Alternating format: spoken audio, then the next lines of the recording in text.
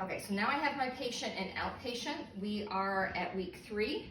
So anywhere between 2 weeks and 8 weeks, this would be our phase 2 of rehab.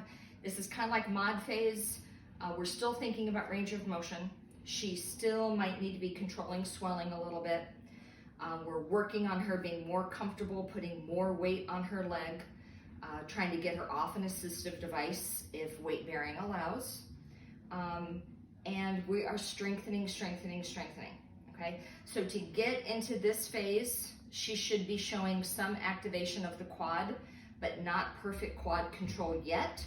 By the end of the phase, she should have good quad control, no quad lag, okay? So, patient, go ahead and lay down here, and I'm gonna help her with her leg in case she needs it.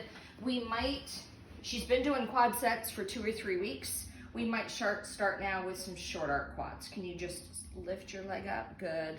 And come on down nice and slow. Lift it up again. Okay, and if she can do that, we could start adding some resistance because this is phase 2. This is strengthening. Okay, so if that was too easy for her, okay. Now can you lift up like that? Good. If it's strengthening, it's 3 times 10. If it was just neuromuscular reeducation because she was still having trouble getting full extension, it would have been 1 times 10. Okay. Remember, your purpose always drives your parameters. You have to know why you're doing it before you can figure out how many to do. Okay. We could be doing straight leg raises. So patient, bend this leg to get it out of the way. I'm going to take this out. I want you to straighten this muscle as hard as you can, and then I want you to lift it up and just up to here and then down. Okay, I could certainly help if she needed it. Can you do it by yourself? Awesome, nice and slow, especially on the way down. Now this is strengthening her hip, but it's working endurance and quad control because all she's doing is an isometric of the quad.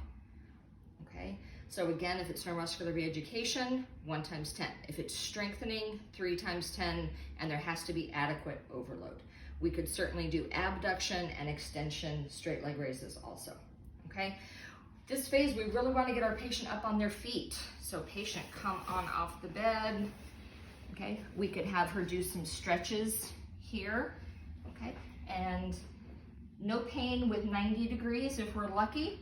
Take this leg and I want you to bend that one back as far as you can and hold it when you get to the end. Now this isn't really a quad stretch because her hip is flexed, okay? But it is a nice mobilization of the distal quad and a good mobilization of the joint, and she holds it 30 seconds just the way you would for a stretch. Okay, relax. Come on up, patient, and we'll say that she is doing pretty well with weight bearing is tolerated. Turn around for me, and we could start some mini squats. So patient, what I want you to do is hold on here for balance, put your feet shoulder width apart, and I want you to bend down like you're squatting into a chair, just a little tiny bit. Oh, and stop. And I want you to sit your butt back like the chair is behind you. So down like this, like really stick your bottom out behind you when you squat. Just that far, and come back up. You're really that sore, okay? Okay, again, if this was for strengthening, it would be 3 sets of 10. We could start some fun things like calf raises. So I want you to go up and down on your tippy toes. Okay, all the way up and down, and up and down, okay? Okay, yeah, can't really start that until she can weight bear on that leg pretty well, okay? We could start some stairs. So we could start some forward step ups.